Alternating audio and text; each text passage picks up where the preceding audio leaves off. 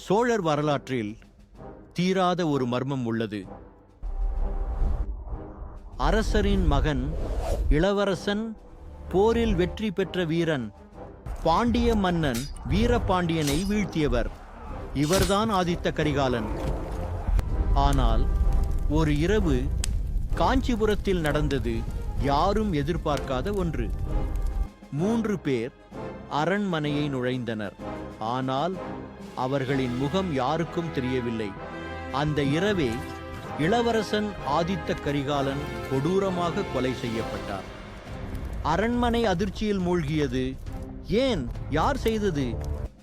உடையார்குடி கல்வெட்டில் கொலைக்காரர்கள் 3 என எழுதப்பட்டிருக்கிறது. அவர்கள் தண்டிக்கப்பட்டார்கள்.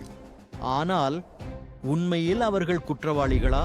இது பழிவாங்கலா அல்லது அரசியல் சதியா? அல்ல சோழர் குடும்பத்துக்குள்ளே நடந்த துரோகமா? அவர் இல்லாத சிங்காசனம் சோழர்களுக்கு இன்னும் வலி தரும் நினைவு.